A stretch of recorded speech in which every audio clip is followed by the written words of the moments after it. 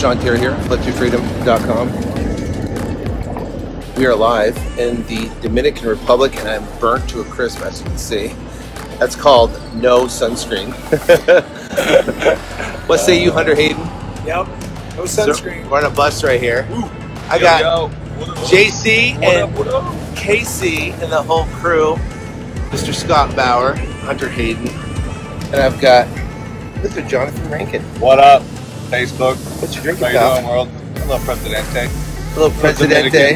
Dominican cerveza. Hello, Dominican cerveza. Yes, sir. So we're chilling out. So I want to. This story, I can tell you, will inspire you to go out and crush it in this business. So, what does that say? Connection. Low network connection. Low. Having technical difficulties. Because we're in Dominican Republic, but we're recording, so we'll go live. All right, so I'm sitting here with Jonathan Rankin. He's out of St. Louis, and tell us how you actually even heard of real estate. How did you actually hear of real estate? It's a great question. So, like anybody else, watching HGTV, it's so easy. Making big bucks, easy rehabs, no problem. Obviously, that was the first thing that kind of got me excited. And my previous boss in Columbia, Missouri, Larry Pope, he owned probably 30 duplexes when I was working for him as an electrician. And they were flipping the duplexes to Texas investors. And looking back, I kind of saw it all coming together. I was seeing the construction happening. And that was kind of like a little taste. Fast forward another 10 years, came back to St. Louis, was going to rehab. A little bit of real estate here and there, and stumbled across Sean Terry's podcast, Flip to Freedom. I was actually looking to buy an iPad at Best Buy, and I found the podcast. And are you serious? Yeah, no doubt. Wow. And next thing you know, I'm plugging in with my headphones at work 8 hours a day as an electrician. I'm wiring apartments, I'm wiring commercial buildings. I'm going to work, but for 8 hours, I'm getting the knowledge and then listening to the podcast. And I think it was the Extreme Freedom Atlanta. I think is when I made a commitment. So how long ago was that? That was 2013. So 2013. Yeah. So that's 5 years ago. 5 years. So only 5 years. And how old were you when you started? So when I first got into real estate, I was 27. 27 years old. Found Sean's podcast about 30, and I just turned 36. So he's turned 36. Yeah. Okay, so he's 36 years old right now, and so we're in Dominican Republic right now. We just came off a boat, and it was amazing. If you go watch my live on Instagram, what's up, Chelsea? I basically show that. Yeah, Chelsea's there. She's hanging out. She's at work watching Instagram. Like you dogs. Yeah, it's just like she were hanging out. She was going to come too. Anyway, so it was great. So I met him because he came to Extreme Freedom. What year was that? It was 2013. Yep. March. Extreme Freedom, which we're having another Extreme Freedom, which you don't want to miss. It's coming up in October. So we don't have the dates yet. We'll have the website up and stuff like that. But listen, if you hear anything about Extreme Freedom, you don't want to miss it. It's literally absolutely life-changing. And here's proof right here. That's exactly right. Changed my life. Listen, take action, push forward. The sky's the limit. Okay, so we were at Extreme Freedom, and we did it's called, usually in Extreme Freedom, we do something called Money Day. So it's a one-day event where we talk, and it's like a little mastermind. We talk about each person's business. Now, you got up at that Money Day, and you stood up and kind of told your story. What was your story then? What did it sound like? Yeah, so then I was a 40-hour-a-week electrician. It was a good job, making about 50 to 80 grand a year, 100 with side jobs, but working a ton. And what it looked like was at that point, I always tell the story. It's kind of funny. Yeah. So Sean always said, listen, build up 1 year's worth of income, and when you get 1 year worth of income, then you have the choice to quit your job or not, right, or keep pushing forward. So I had 1 year's worth of income from wholesaling. I was doing some rehabbing. I wanted to own rentals, and before the Extreme Freedom event, I said, listen, I changed my mind. I'm not quitting my job. I'm going to keep doing this until I can own enough rentals free and clear to pay for all my bills and everything. Right. And so I got up and I told you that on Monday. I said, so here's my plan. Sean, I know that you said this is what I should do, but I got a better plan. He said, no, you're not. You're not doing that. What you're going to do is this. You know, and he said, you're going to buy subject to contract for deed, owner finance type deals. That's how you're going to build your rental portfolio, and you made $86,000 last month. What the are you doing staying an electrician? Right. And I said, you're right. So I made a commitment at that point to quit my job, go full-time in real estate. And that very next year, I want to say I bought 4 creative finance deals. Yeah. You know, just passive like income. Yep. Yep. So yeah, that's kind of what happened there, and how kind of kicked off my real estate career full-time.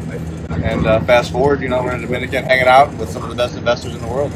We're at Dominican right now on a bus. Just came from a boat. It was literally absolutely amazing. Weather was, I mean, just it was like epic, right? I mean, it's awesome. just amazing, Super awesome. So, but on these trips, what's cool is not only do we do masterminding, but we also get the network with some incredible people, some of the best people in the world. But so let's fast forward. So you made a decision, you went full time. So tell us about that decision and the talk with your wife. that you're quitting your job and going full time, because that's when it becomes real to me. Totally. Anytime I talk to my wife about stuff, you know, about what I want to do, it becomes real. So how did that conversation go? That's hilarious. So I'll keep it short. Long story short, I called her from the hotel room after I was at Extreme Freedom, and I said, "Hey, babe, everybody said that, you know, I need to quit my job. Like, you know, like I'm making all this money, you know, on the side, and they're saying, what could you do if you did it full time? You know, I made the same amount of money in 1 month that I made in 1 year at my current job. So you have proof of concept. So she's saying, listen, what the hell's going on? What are you thinking? And so I decided to quit my job in the room, you know, Money Day, Atlanta, and I go back and I call my wife and said, hey, babe, you know, that everybody thinks I should quit my job, and I decided I'm going to do it. She said, that's interesting that you took a room full of strangers to make that decision. I've been telling you that for months. Months.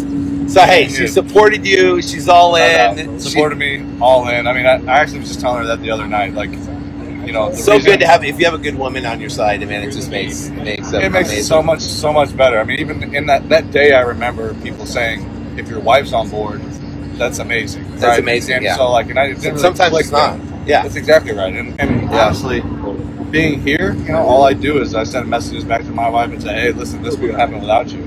I couldn't be here if it wasn't for you. Yeah. You know, all of our growth is because of your support and everything that you've done. Everything she's done, yeah. That's exactly right. Okay, so that was 5 years ago. Yeah. What did year 1 look like? So year one. So year 1, working for yourself. You quit your job. Now you're on your own. You have no guaranteed paycheck. Money is not, you know, coming in, you know. So what did year 1 look like? So we've never really talked about this. Yeah, that's a great question. Year 1 was a grind. You know, I mean, we hit the ground running. We had a pipeline. We had marketing dollars out. We had mailers out. You know, we did you partner with Robert at the time? Nope, we were solo. Year 1, I was solo. I was solo until Rob and I did our first deal in 14, into 14. Yeah, we did a bunch of stuff in 15. Really went official probably middle of 15. But so for about 2.5 years, it was J. Rankin Properties. It wasn't Core Properties, and J. Rankin, baby. That's it, baby. That's it. And very original. I know. The name was J. Rankin. Yeah, very creative. Jonathan Rankin. Yeah. But it was a grind. I can remember one time in particular being in my basement. I had an office in the basement out of the gate, and I remember taking like a 10 or 15 minute break. You know, I'd get up at 4 or 5 a.m. I'd go to the basement. You know, I'd stay up till midnight or 1. I mean, it was a grind. I was committed. Yeah, committed. I remember laying on the couch like for 10 or 15 minutes in the basement on a break, and I got this wave of fear that came over me. Oh, jeez. And it was like, you have to flip houses to make a living now. That 1 year's worth of income that you put in the bank, like, it's not bonus money anymore. Like, now it's like, that's real. That's some real stuff right there. This is it. And I got right off the couch and I said, "You ready to get to work?" Yeah. You know, and it was just a talk about motivates you. Yeah. And it was a lot of fun. You know, I mean, it's like it's a now was it to be passionate about what you do. But that first year, was it easy? Was there times when it was tough?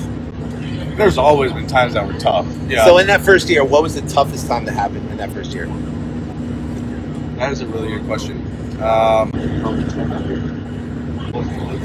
I don't know if I could put my finger on like the toughest thing. I think one of the biggest things that I could wrap my head around was taking capital that I had made and an emergency fund and money on the side and reinvesting it, and making the decision to reinvest it into real estate and to build a portfolio and to say, listen, I don't want money today.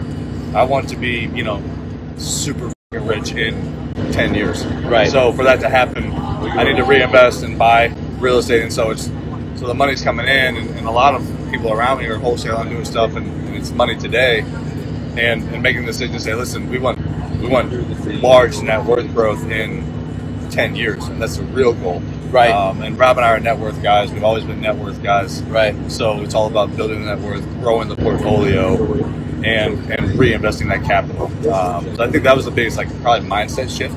Was to say, listen, that's pretty smart. You can have this money coming in, or be a forward thinker, and we chose to be forward thinkers. So when did you and Rob create your partnership? So we bought our first deal, a 2-family, 2014, December 2014, which so ironically, a year, almost 2 years. Yeah, so a year and a half, 2 years after I went full time. Yeah, and then ironically, we're selling that duplex right now for like $305,000. We bought it for $115,000 with an extra lot next to it. Took little to no money to make ready. Are you serious? And now it's getting sold for $305,000, and we're keeping the lot. Wow. So that was the first deal we did, and then it's still in play. yeah, and then we started, just doing rehabs together and wholesaling. Our thing was, it made a lot of sense on paper and from 10,000 feet to be partners. Right. But what does it look like when things get rough? And when you're making money and things are good, partnership makes a lot of sense. When the going gets tough, what does it look like then? And so that was one of the things that we kind of tiptoed into and really thought through. Yeah. But we were still doing a lot of deals in 15. I think we officially inked our partnership in 15. Later in 15. Yeah. When the market was insane and the market was on fire. It's on fire. Right. And it just started crushing everything going up. Okay. Yeah. So now, so for guys that are sitting there and they're in their first year, or they're making the decision to even get involved, make a decision to take that capital and invest it into marketing, which is a scary thing to do. Sure. But because remember, we talked about yesterday in the mastermind of how one decision literally affects so many different people down the road, right? Sure. Even the decision that I made to even start a podcast, you wouldn't be here today. That's exactly right. You know what I mean? There's no, So exactly right. I think, decisions it's a ripple effect. So decisions are the most important thing we can do, but you made a decision, to obviously go in full time. You made a decision to reinvest. You made a decision to keep going. There's a couple different people right now. There's people they're sitting, they haven't got a deal yet, and they're going, should I keep going? Should I reinvest? Should I keep doing it? And then there's people that, are doing it right now. They've won 1 or 2 deals, and they haven't really made it yet, and they're trying to get to the next level, right? What would you say, for decision standpoint, when it comes to, marketing? What's the marketing correlation to their success?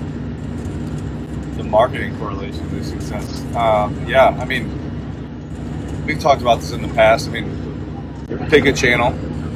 Pick a channel that is successful and max that channel out first.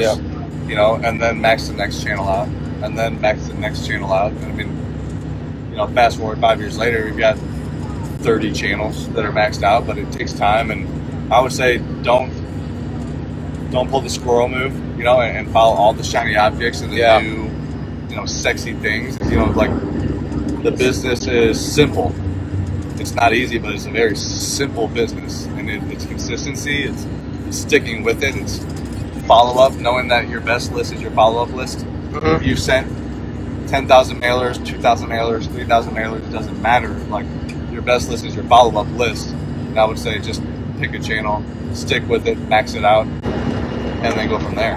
Gotcha. So if a person's out there, they've been trying hard, they've been pushing, and they just can't break through, and they're thinking about quitting, what would you tell them? They're about to quit.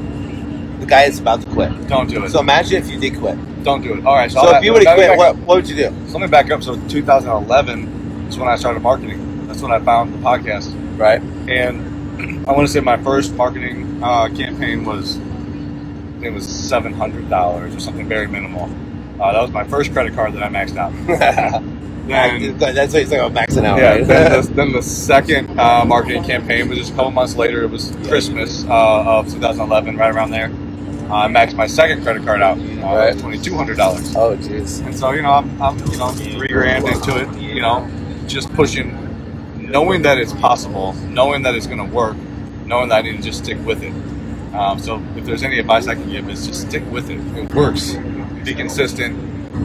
don't expect to send one mailer out and get rich and do 10 deals. It's consistency. Those mailers that go out today, you're going to get called on those a year from now.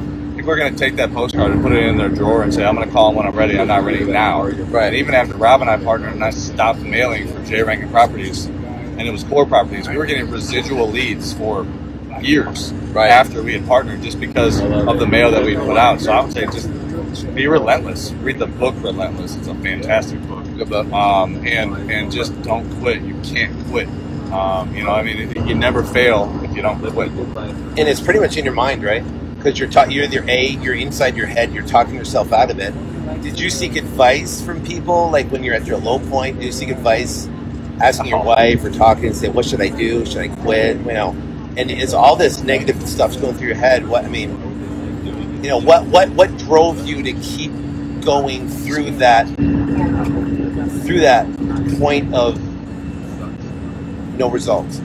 Yeah, so I mean, what I'm hearing is like, what's my why, and why do I do what I do, and really, you know, it's for options and choices for my family. The whole reason I do what I do is so that, you know, my kids one day will have options and choices. So my wife has options and choices for what she wants to do. So that's really always been the driver, and like quitting.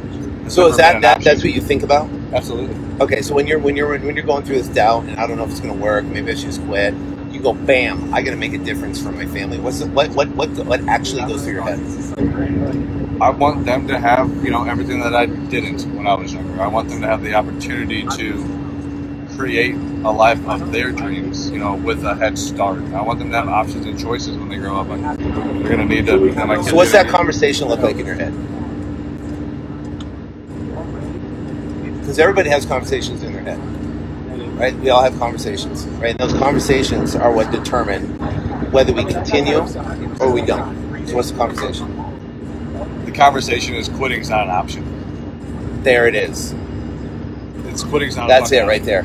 So quitting is not an option. You don't have an option. No. So if you take that option off the table, then you have to persist. That's exactly right. Guys, right there, that right there is gold.